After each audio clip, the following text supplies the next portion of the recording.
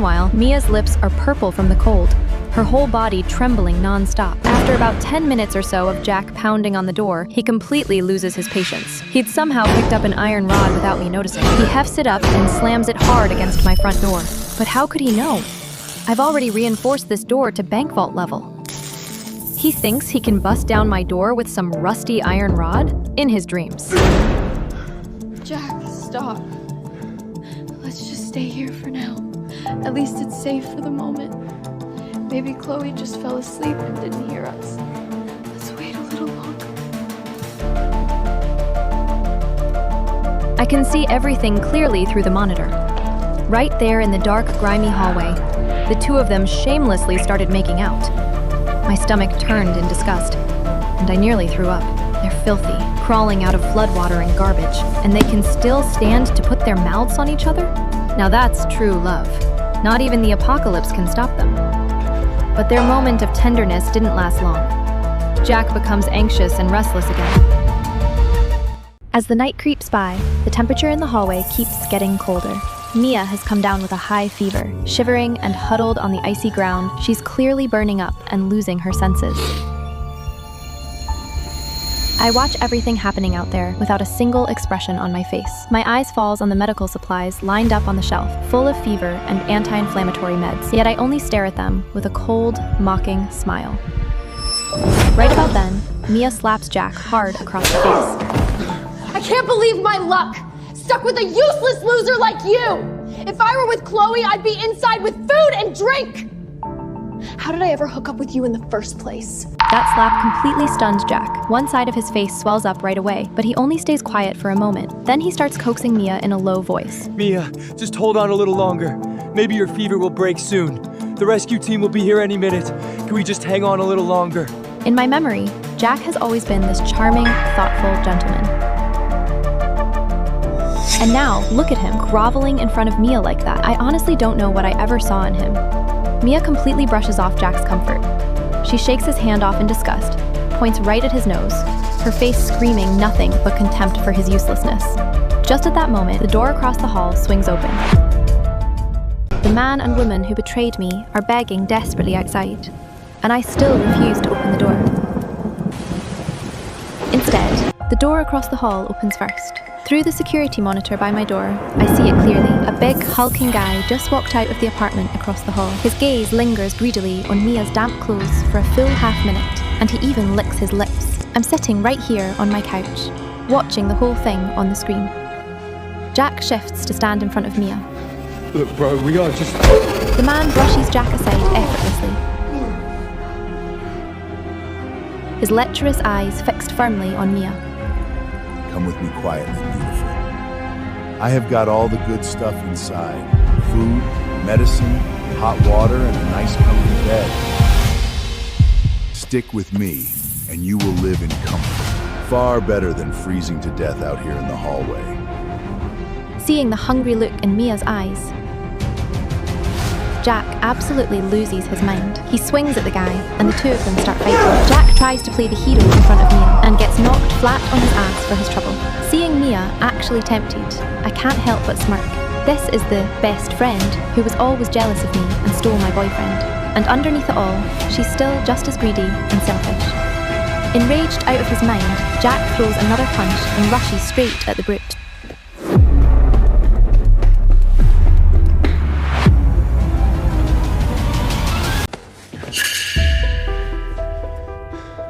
But unexpectedly, Mia tells Jack to back off, then lets the big man hoist her onto his shoulder and carry her into his luxury apartment without hesitation. Jack can't believe his eyes. He stands rooted to the spot, like a statue. It's not until the door across the hallway is about to shut that he finally snaps out of his daze and shouts angrily at her.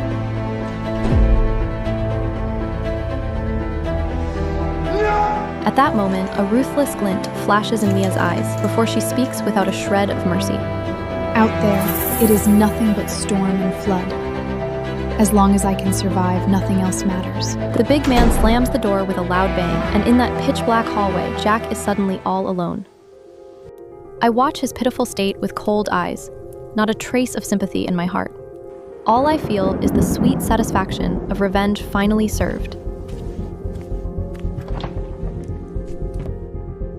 Not after long, the rich scent of steak wafts out from inside the room. Jack, who's already starving, can't take it anymore. He actually knocks on that brute's door. His voice is low and begging as he pleads outside.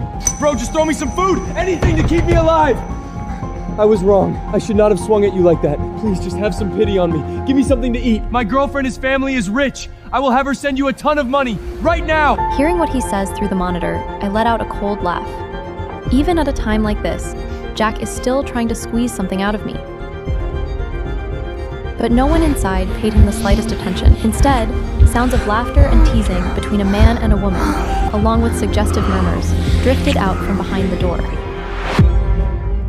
Jack figures out immediately what's going on inside. His already hopeless face twists with rage and humiliation. He shakes with fury, veins bulging on his forehead. Then he picks up that iron rod and starts banging on the door, 100 times more vicious than when he was hitting my door. The sounds coming from that apartment just keep getting louder.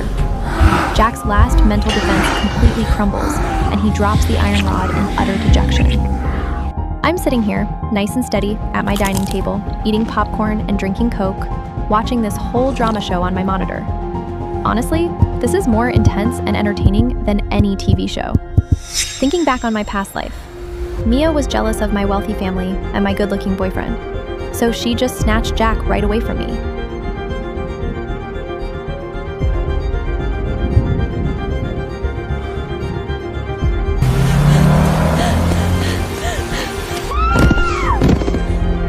Those two scumbags teamed up to rob me and take my life. They killed me. In this life, Mia doesn't hesitate for a second to abandon Jack just to save her own skin. I guess that's exactly the kind of karma that trash like Jack deserves.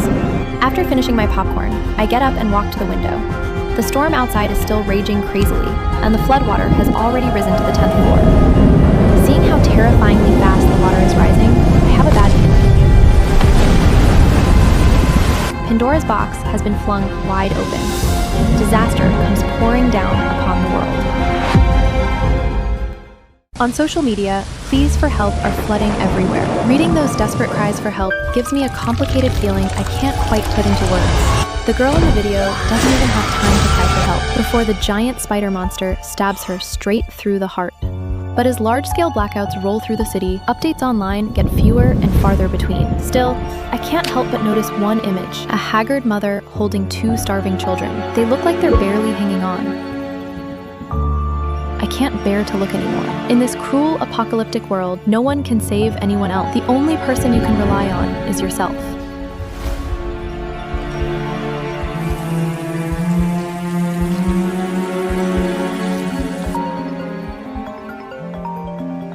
Right then, my mom calls me. Honey, how are things over there? Hearing Mom's warm, familiar voice sends a wave of comfort through me. All my fear and unease melts away. Mom, just hearing your voice puts me at ease. Everything is fine here. I have plenty of supplies. Dad snatches the phone and tells me, thank goodness they listened to me. They moved their supplies up to the old house on the hilltop before the storm hit. Up there on the mountain, life is actually pretty comfortable right now. My parents had saved up a bit over the years. They built a small villa on a hilltop back in their hometown, and every summer they'd go up there for a little vacation. Now that the storm is here, that house has turned out to be just what they needed. I give them a few more instructions, then reluctantly hang up. Knowing that my parents are safe puts my mind completely at ease. In the middle of this terrible apocalypse, having my family safe and sound is the greatest comfort I could ever ask for. Even in the apocalypse, I never stop working out. I've heard this massive storm is going to last a full 6 months. This is bound to be a long, grueling battle of endurance. Having plenty of supplies isn't enough. You also need a body strong and healthy enough to carry you through. But that night, I suddenly couldn't sleep. In the darkness, I thought I heard some noise outside my door. Out of habit, I sit down at the computer to check the cameras, and what I see nearly scares me half to death. Mia sticks her hand through the crack in the door and tosses out a few apples and a bag of bread. The second Jack sees food, he's like a starving wolf. He springs up from the floor and grabs that door frame, holding onto it, not letting it go. His eyes are blazing with rage and hatred. Seeing him like this, almost insane and terrifying, sends chills down my spine. Mia is no match for Jack's strength. The door is about to be forced all the way open. Watching through the screen, I can't help but break out in a cold sweat for her. Then, the big man comes out, but before he can even say a word, Jack takes him down with a swing of the iron rod. In an instant, the big man becomes a corpse. Jack stands over him, laughing like a maniac. His features are contorted like some demons, and there's actually this smug look on his face, like he's proud of himself for driving off an intruder. And right then, Jack turns around and walks over to my front door. He sends me a message through the camera. Chloe, how have you been lately? I really miss you. I still love you so much. Have you been thinking about me? Fear tightens my throat, leaving me speechless. My fingers tremble uncontrollably. I know perfectly well I can't let him get suspicious. I quickly reply, I miss you too. My phone's been dead. No signal these days. I called your mom earlier. She told me you're not at home. She said you never went back. Are you lying to me? I break out in a cold sweat in an instant. I didn't get home until after I got off the phone with you, so my mom thought I hadn't come back yet. Babe, I miss you so much. Where exactly are you? I'll come find you right now. Fighting back my disgust, I reply, I'm back in my hometown with my mom. Gotta go. We just lost power again. I toss my phone aside and keep my eyes fixed on the surveillance screen on my computer. Meanwhile, Jack is staring intently at my front door. He seems to have a vague feeling that I'm actually hiding inside this apartment. Thank goodness the pinhole camera I installed is extremely well hidden. Jack has no idea it's there. The thing he should be doing right now, instead of searching everywhere for me, is dealing with that dead man on the floor. Mia is completely terrified by now. She's slumped to the floor like a limp heap, unable to stir an inch. Jack completely ignores her. With a cold, expressionless face, he bends down, grabs the man by the collar, and drags him, like a piece of trash, toward the stairwell that leads to the roof. All I hear is this dull, heavy thud from downstairs. The man's body slams into the water and sends up a huge splash. To anyone who doesn't know what's going on, it just looks like another person who couldn't take the apocalypse anymore and offed themselves. Once I dispose of this man's body completely, Jack drags Mia, who's still slumped on the floor, straight into the apartment. By now, there's nothing in her eyes but pure fear. She just lets him pull her inside. And the moment that apartment door slams shut, after that, Mia does whatever Jack tells her, completely obeying to his words. 8 months slipped by in the blink of an eye. The rain stopped, but then the temperature dropped crazily. The floodwater turned into thick sheets of ice. After that long stretch of extreme weather, the city's power grid had been dead for a long time. Jack and Mia are at my door again. They're wrapped in layers of ragged clothes and blankets, shivering in the hallway. That burly guy, he didn't actually have that much food stocked up. On top of Jack's reckless spending and wasting in these past few months, they've now run out of food for a full 3 days. Hunger and cold are slowly eating away whatever humanity they've got left. Jack, the face that used to be so good-looking, now his eyes are all sunken in. He's nervously tugging at his messy hair, looking just like a zombie. Mia's even worse off. Her face is all frostbitten. Her hair looks like dead straw. She's completely lost that vibrant look she used to have. Because just now, Jack snatched away that last piece of moldy cracker from her. I've seen this kind of savage fighting countless times over these 8 months. Every single time, it feels so satisfying. Just when I thought their little fight for today was about to end, Jack suddenly stands up. His eyes lock on my door. It's that kind of crazy you only get when you're staring death in the face. In his hand is the power drill he looted from the burly guy's place. That buzzing sound just keeps ringing in my ears. Jack's voice is all raspy as he says to Mia, That bitch Chloe's definitely in there. I've been hearing noises from that side for months now. And there's light coming through the crack under that door. That means she's got food and electricity in there. If we can just pry this door open, we'll be living like kings from now on. The moment Mia hears there's food, you can see that greed flash in her eyes. She completely forgets how Jack stole that last half of her cracker. She actually helps him drag over the extension cord, all on her own. Watching these two out of their minds on the screen, I set down my coffee cup. If you're so determined to walk right into your own death, don't blame me for what happens next. I walk over to the shoe cabinet and grab the explosion-proof connector I prepared.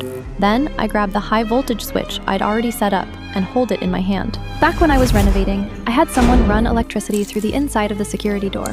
All I have to do is press this switch, and the whole door will instantly be live with 3,000 volts of high voltage. Jack walks up to the door with the drill. He walks up to the door with that ugly grin on his face, muttering curses the whole time. Chloe, you selfish bitch. You've got all that stuff, and you just sit there watching us starve.